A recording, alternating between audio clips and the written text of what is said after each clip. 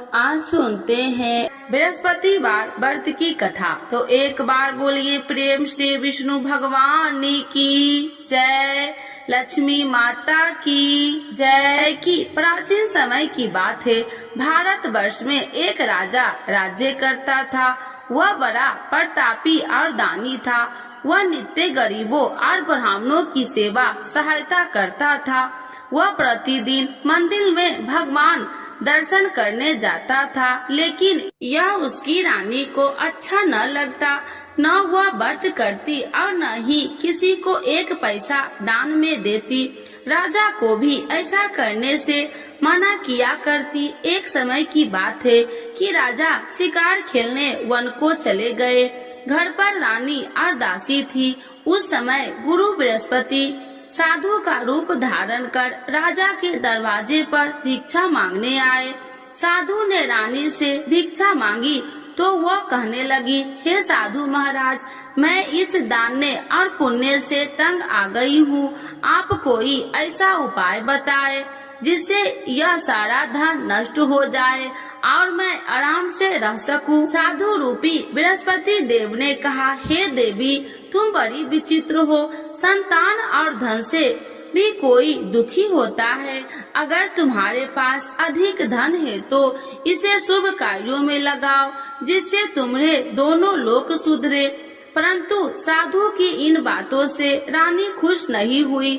उसने कहा कि मुझे ऐसे धन की आवश्यकता नहीं जिसे मैं दान में दूं तथा जिसको संभालने में ही मेरा सारा समय नष्ट हो जाए। साधु ने कहा, यदि तुम्हारी ऐसी इच्छा है तो जैसे मैं तुम्हें बताता हूँ तुम वैसे ही करना। बृहस्पतिवार के दिन तुम घर को गोबर से लिपना, अपने केसे को पीली मिट्टी से धोना, केसे को धोते समय स्नान करना, राजा से हजामत बनाने को कहना, भोजन में मांस मदिरा खाना, कपड़ा धोबी के यहाँ धुलने डालना।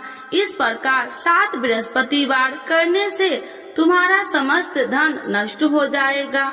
इतना कहकर साधु बने बृहस्पति देव अंतर ध्यान हो गए। साधु के कहे अनुसार करते हुए रानी को केवल 3 बृहस्पतिवार ही बीते थे कि उसकी समस्त धन संपत्ति नष्ट हो गई। भोजन के लिए परिवार तरसने लगा। एक दिन राजा रानी से बोला, हे रानी, तुम यहीं रहो, मैं दूसरे देश को जाता हूँ, क्योंकि यहाँ पर मुझे सभी जानते हैं, इसीलिए मैं कोई छोटा कार्य नहीं कर सकता। ऐसा कहकर राजा परदेश चला गया। वहाँ वह जंगल से लकड़ियाँ काट कर लाता और शहर में बेचता। इस तरह वह अपना जीवन व्यतीत करने लगा। इधर राजा के बिना रानी और दासी दुखी रहने लगी।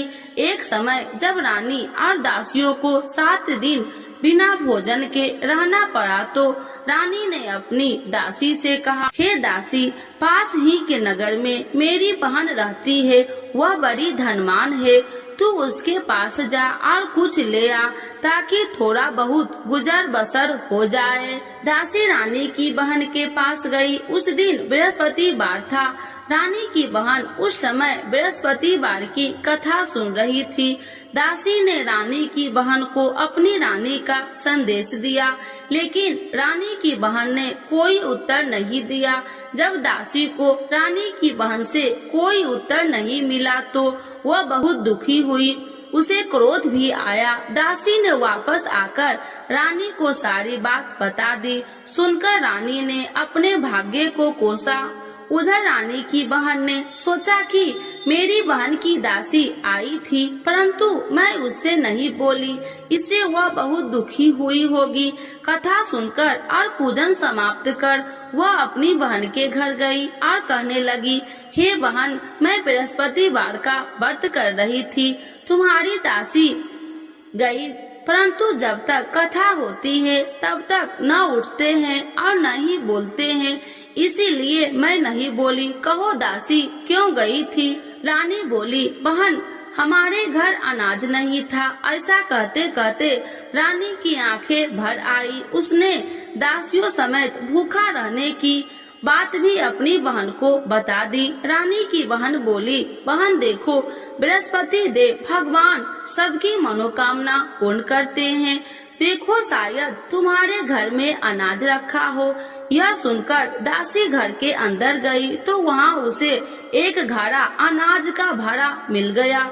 उसे बड़ी हैरानी हुई क्योंकि उसे एक बर्तन देख लिया था। उसने बाहर आकर रानी को बताया।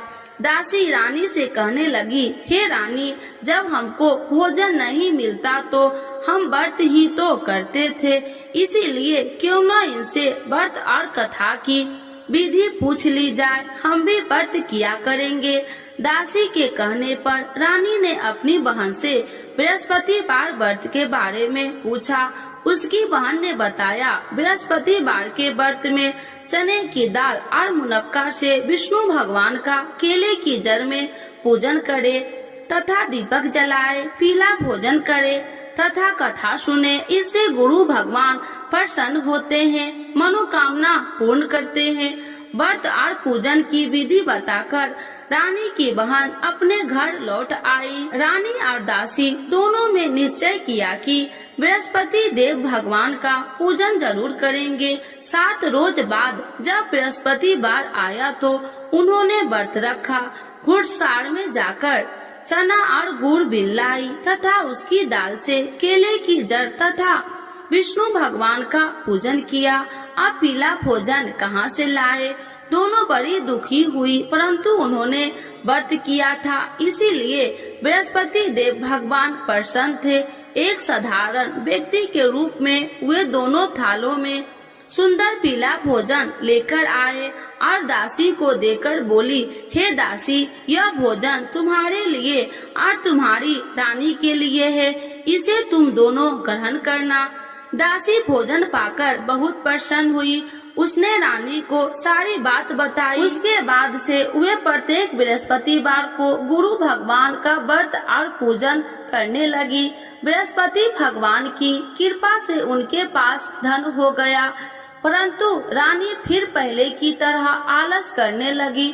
तब दासी बोली, देखो रानी, तुम पहले भी इसी प्रकार आलस करती थी, तुम्हें धन रखने में कष्ट होता था, इस कारण सभी धन नष्ट हो गया। अब गुरु भगवान की कृपा से धन मिला है तो फिर तुम्हें आलस होता है। बड़ी मुसीबतों के बाद हमने ये धन पाया है, इसीलिए हमें दान पुण्य करना चाहिए। अब तुम भूखे मनुष्य को भोजन कराओ, प्याव लगवाओ, ब्राह्मणों को दान दो, कुआं, तालाब, बावड़ी आदि का निर्माण कराओ, मंदिर, पाठशाला बनाकर ज्ञान दो, कुमारी कन्याओं का विवाह करवाओ, अर्थात धन को शुभ कार्यों में खर्च करो, जिससे तुम्हारे कुल का यश बढ़ेगा तथा स्वर्ग की प्राप्ति हो और पितृ प्रसन्न हो। दासी की बात मानकर रानी शुभ कर्म में करने लगी। उसका यश फैलने लगा। एक दिन रानी और दासी आपस में विचार करने लगी कि जाने राजा किस दशा में होंगे, उनकी कोई खोज खबर भी नहीं है। उन्होंने श्रद्धा पूर्वक गुरु बृहस्पतिवार भगवान से प्रार्थना की, राजा जहाँ कहीं भी हो शीघ्र वापस आ जाए। उधर राजा परदेश में बहुत दुखी रहने लगा। वह प्रतिदिन जंगल से लकड़ियाँ बीन कर लाता और उसे शहर में बेचकर अपने दुखी जीवन को बड़ी कठिनता से व्यतीत करता। एक दिन दुखी हो अपनी पुरानी बातों को याद करके वह रोने लगा और उदास हो गया। उसी समय राजा के पास बृहस्पति देव साधु के भेष में आकर बोले, हे लकड़हारे, तुम इस सुनसान जंगल में किस चिंता में बैठे हो, मुझे बतलाओ। यह सुन राजा के नेत्रों में जल भर गया और साधु की वंदना कर राजा ने अपनी संपूर्ण कहानी सुना दी। महात्मा दयालु होते हैं। वे राजा से बोले, हे राजा, तुम्हारी पत्नी ने बृहस्पति देव के प्रति अपराध किया था, जिसके कारण तुम्हारी यह दशा हुई। अब तुम चिंता मत करो, भगवान तुम्हें पहले से अधिक धन देंगे। देखो, तुम्हारी पत्नी ने बृहस्पतिवार का व्रत प्रारंभ कर दिया है। अब तुम भी बृहस्पतिवार का व्रत करके चने की दाल व गुड़ जल के लोटे में डालकर केले का पूजन करो। फिर कथा कहो या सुनो, भगवान तुम्हारी सब मनोकामनाओं को पूर्ण करेंगे। साधु की बात सुनकर राजा बोले, हे प्रभु, लकड़ी बेचकर तो इतना पैसा भई नहीं बचता जिससे भोजन के उपरांत कुछ बचा सकूं। मैंने रात्रि में अपनी रानी को व्याकुल देखा है। मेरे पास कोई साधन नहीं जिससे उसका समाचार जान सकूं। फिर मैं कौन सी कहानी कहूँ, यह भी मुझको मालूम नहीं। साधु ने कहा, हे राजा, मन में बृहस्पति भगवान के पूजन व्रत का निश्चय करो। वे स्वयं तुम्हारे लिए कोई राह बना देंगे। बृहस्पतिवार के दिन तुम रोजाना की तरह लकड़ियाँ लेकर शहर में जाना। तुम्हें रोज से 2 गुना धन मिलेगा, जिससे तुम भली भांति भोजन कर लोगे तथा बृहस्पति देव की पूजा का सामान भी आ जाएगा। धीरे धीरे समय व्यतीत होने पर फिर बृहस्पतिवार का दिन आया। राजा जंगल से लकड़ियाँ काटकर शहर में बेचने लगा। उसे उस दिन और 2 दिनों से अधिक धन मिला। राजा ने चना गुड़ आदि लाकर बृहस्पतिवार का व्रत किया। उस दिन से उसके सभी कलेश दूर हुए। परंतु जब अगले गुरुवार का दिन आया तो वह बृहस्पतिवार का व्रत करना भूल गया। इस कारण बृहस्पति भगवान नाराज हो गए। उस दिन उस नगर के राजा ने विशाल यज्ञ का आयोजन किया था तथा अपने समस्त राज्यों में घोषणा करवा दी कि सभी मेरे यहाँ भोजन करने आवे, किसी के घर चूल्हा न जले। इस आज्ञा को जो न मानेगा उसको फांसी दे दी जाएगी। राजा की आज्ञा अनुसार राज्य के सभी वासी राजा के भोजन में सम्मिलित हुए, लेकिन लकड़हारा कुछ देर से पहुंचा, इसीलिए राजा को उसको अपने साथ महल में ले गए। जब राजा लकड़हारे को भोजन करा रहे थे तो रानी की दृष्टि उस खूंटी पर पड़ी जिस पर उसका हार लटका हुआ था। उसे हार खूंटी पर लटका दिखाई नहीं दिया। रानी को निश्चय हो गया कि मेरा हार इस लकड़हारे ने चुरा लिया है। उसी समय सैनिक बुलाकर उसको जेल में डलवा दिया। लकड़हारा जेल में विचार करने लगा कि जाने कौन से पूर्व जन्म के कर्म से मुझे यह दुख प्राप्त हुआ है। और जंगल में मिले साधु को याद करने लगा। तत्काल बृहस्पति देव साधु के रूप में प्रकट हो गए और कहने लगे, अरे मूर्ख, तूने बृहस्पति देवता की कथा नहीं की, इसी कारण तुझे यह दुख प्राप्त हुआ है। अब चिंता मत कर, बृहस्पतिवार के दिन जेल खाने के दरवाजे पर तुझे 4 पैसे पड़े मिलेंगे। उनसे तू बृहस्पतिवार की पूजा करना तो तेरे सभी कष्ट दूर हो जाएंगे। अगले बृहस्पतिवार उसे जेल के द्वार पर 4 पैसा मिले। राजा के पूजा का सामान मंगवाकर कथा कही और प्रसाद बांटा। उसी रात्रि में बृहस्पति देव ने उस नगर के राजा को स्वप्न में कहा, हे राजा, तूने जिस जेल में बंद किया है उसे कल छोड़ देना, वह निर्दोष है। राजा प्रातः काल उठा और खूंटी पर हार टंगा देकर लकड़हारे को बुलाकर क्षमा मांगी तथा राजा के योग्य सुंदर वस्त्र आभूषण भेंट कर उसे विदा किया। गुरुदेव की आज्ञा अनुसार राजा अपने नगर को चल दिया। राजा जब नगर के निकट पहुंचा तो उसे बड़ा ही आश्चर्य हुआ। नगर में पहले से अधिक बाग, तालाब और कुएं तथा बहुत सी धर्मशालाएं, मंदिर आदि बने हुए थे। राजा ने पूछा कि यह किसका बाग और धर्मशाला है। तब नगर के सब लोग कहने लगे कि यह सब रानी और दासी द्वारा बनवाए गए हैं। राजा को आश्चर्य हुआ और गुस्सा भी आया कि उसकी अनुपस्थिति में रानी के पास धन कहां से आया होगा। जब रानी ने यह खबर सुनी कि राजा आ रहे हैं तो उसने अपनी दासी से कहा, हे दासी, देख राजा हमको कितनी बुरी हालत में छोड़ के गए थे, वह हमारी ऐसी हालत देखकर लौट न जाए, इसीलिए तू दरवाजे पर खड़ी हो जा। रानी की आज्ञा अनुसार दासी दरवाजे पर खड़ी हो गई और जब राजा आए तो उन्हें अपने साथ महल में लिवा आई। तब राजा ने क्रोध करके अपनी तलवार निकाली और पूछने लगी, बताओ यह धन तुम्हें कैसे प्राप्त हुआ। तब रानी ने सारी कथा कह सुनाई। राजा ने निश्चय किया कि मैं रोजाना दिन में 3 बार कहानी कहा करूँगा और रोज व्रत किया करूँगा। अब हर समय राजा के दुपट्टे में चने की दाल बंधी रहती तथा दिन में 3 बार कथा कहता। एक रोज राजा ने विचार किया कि चलो अपनी बहन के यहाँ हो आऊं। इस तरह का निश्चय कर राजा घोड़े पर सवार हो अपनी बहन के यहाँ चल दिया। मार्ग में उसने देखा कि कुछ आदमी एक मुर्दे को लिए जा रहे हैं। उन्हें रोककर राजा कहने लगा, अरे भाइयों, मेरी बृहस्पतिवार की कथा सुन लो। वे बोले, लो हमारा तो आदमी मर गया है, इसको अपनी कथा की पड़ी है। परंतु कुछ आदमी बोले, अच्छा कहो, हम तुम्हारी कथा भी सुनेंगे। राजा ने दाल निकाली और कथा कहनी शुरू कर दी। जब कथा आदि हुई तो मुर्दा हिलने लगा और जब कथा समाप्त हुई तो राम राम कह के वह मुर्दा खड़ा हो गया। राजा आगे बढ़ा, उसे चलते चलते शाम हो गई। आगे मार्ग में उसे एक किसान खेत में हल चलाता मिला। राजा ने उसे कथा सुनने का आग्रह किया, लेकिन वह नहीं माना।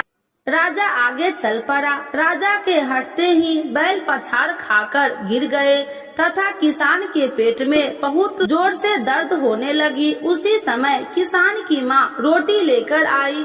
उसने जब देखा तो अपने पुत्र से सब हाल पूछा। बेटे ने सभी हाल बता दिया। बुढ़िया दौड़ी दौड़ी उस घुड़सवार के पास पहुँची और उसने बोली, मैं तेरी कथा सुनूंगी, तू अपनी कथा मेरे खेत पर ही चलकर कहना। राजा ने लौटकर बुढ़िया के खेत पर जाकर कथा कही, जिसके सुनते ही बैल खड़े हो गए तथा किसान के पेट का दर्द भी बंद हो गया। राजा अपनी बहन के घर पहुंच गया। बहन ने भाई को खूब मेहमानबाजी की। दूसरे रोज प्रातः काल राजा जागा तो वह देखने लगा कि सब लोग भोजन कर रहे हैं। राजा ने अपनी बहन से जब पूछा, ऐसा कोई मनुष्य नहीं है जिसने भोजन नहीं किया हो, जो मेरी बृहस्पतिवार की कथा सुन ले। बहन बोली, हे भैया, यह देश ऐसा ही है। यहाँ लोग पहले भोजन करते हैं, बाद में कोई अन्य काम करते हैं। फिर वह एक कुम्हार के घर गई, जिसका लड़का बीमार था। उसे मालूम हुआ कि उसके यहाँ 3 दिन से किसी ने भोजन नहीं किया है। रानी ने अपने भाई की कथा सुनने के लिए कुम्हार से कहा। वह तैयार हो गया। राजा ने जाकर बृहस्पतिवार की कथा कही, जिसको सुनकर उसका लड़का ठीक हो गया। अब तो राजा को प्रशंसा होने लगी। एक दिन राजा ने अपनी बहन से कहा, हे बहन, अब मैं अपने घर जाऊंगा, तुम भी तैयार हो जाओ। राजा की बहन ने अपनी सास से अपने भाई के साथ जाने की आज्ञा मांगी। सास बोली, हाँ चली जा, मगर अपने लड़कों को मत ले जाना, क्योंकि तेरे भाई के कोई संतान नहीं है। बहन ने अपने भाई से कहा, हे भैया, मैं तो चलूंगी, मगर कोई बालक नहीं चलेगा। अपनी बहन को भी छोड़कर दुखी मन से राजा अपने नगर को लौट आया। राजा ने अपनी रानी से सारी कथा बताई और बिना भोजन किए वह सैया पर लेट गया। रानी बोली, हे प्रभु, बृहस्पति देव ने हमें सब कुछ दिए हैं, वे हमें संतान अवश्य देंगे। उसी रात बृहस्पति देव ने राजा को स्वप्न में कहा, हे राजा, उठ, सभी सोच त्याग दे, तेरी रानी गर्भवती है। राजा को यह जानकर बड़ी खुशी हुई। 9वें महीने में रानी के गर्भ से एक सुंदर पुत्र पैदा हुआ। तब राजा बोला, हे रानी, स्त्री बिना भोजन के रह सकती है, परंतु बिना कहे नहीं रह सकती। जब मेरी बहन आए तो तुम उससे कुछ मत कहना। रानी ने हाँ कर दी। जब राजा की बहन ने यह शुभ समाचार सुना तो वह बहुत खुशी हुई तथा बधाई लेकर अपने भाई के यहाँ आई। रानी ने तब उसे आने का उलाहना दिया। जब भाई अपने साथ ला रहे थे तो तब टाल गई, उनके साथ न आई और आज अपने आप भागी भागी बिना बुलाए आ गई। तो राजा की बहन बोली, भाई मैं इस प्रकार न कहती तो तुम्हारे घर औलाद कैसे होती। बृहस्पति देव सभी मनोकामनाएं पूर्ण करते हैं। जो श्रद्धा भाव पूर्वक बृहस्पतिवार का व्रत करता है एवं कथा पढ़ता है अथवा सुनता है और दूसरों को सुनाता है, बृहस्पति देव उसकी सभी मनोकामनाएं पूर्ण करते हैं, उनकी सदैव रक्षा करते हैं। जो संसार में सद्भावना से गुरुदेव का पूजन एवं व्रत सच्चे हृदय से करते हैं, उनकी सभी मनोकामनाएं वैसे ही पूर्ण होती है जैसे सच्ची भावना से रानी और राजा ने बृहस्पति देव की कथा का गुणगान किया तो उनकी सभी इच्छाएं बृहस्पति देव जी ने पूर्ण की। अनजाने में भी बृहस्पति देव की उपेक्षा न करे, ऐसा करने से सुख शांति नष्ट हो जाती है। इसीलिए सबको कथा सुनने के बाद प्रसाद लेकर जाना चाहिए। हृदय से उनका नमन करते हुए जयकारा बोलना चाहिए। तो एक बार बोलिए प्रेम से, बृहस्पति भगवान की जय, विष्णु भगवान की जय, लक्ष्मी माता की जय। आरती श्री बृहस्पति देव की। ओम जय बृहस्पति देवा, स्वामी जय बृहस्पति देवा, छीने छीने भोग लगाऊं, छीने छीने भोग लगाऊं, कदली फल में बा। ओम जय बृहस्पति देवा, तुम्हें पूरन परमात्मा, तुम्हें अंतर्यामी, स्वामी तुम्हें अंतर्यामी, जगत पिता जगदीश्वर, जगत पिता जगदीश्वर, तुम्हें सबके स्वामी। ओम जय बृहस्पति देवा, चरणामृत निज निर्मल, सब पातक हरिता, स्वामी सब पातक हरिता, सकल मनोरथ दायकी, सकल मनोरथ दायकी, कृपा करो भरता।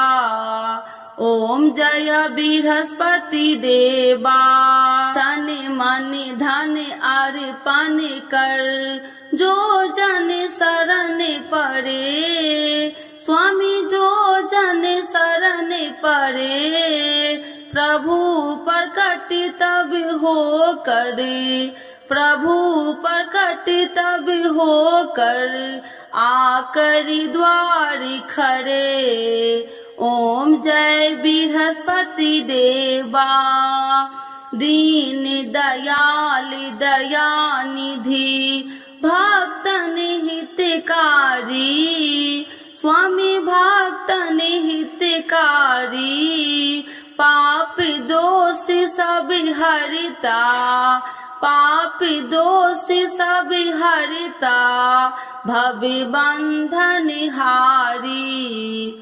ओम जय बृहस्पति देवा, सकल मनोरथ दायकी, सब संशय तारो, स्वामी सब संशय तारो, विषय विकार मिटाओ, विषय विकार मिटाओ, संतन सुखकारी। ओम जय बृहस्पति देवा, जो कोई आरती तेरी प्रेम सहित गावे, स्वामी प्रेम सहित गावे, ज्येष्ठानंद बंद सो, ज्येष्ठानंद बंद सो, सो निश्चय पावे। ओम जय बृहस्पति देवा, स्वामी जय बृहस्पति देवा। बृहस्पति भगवान की जय, विष्णु भगवान की जय, लक्ष्मी माता की जय।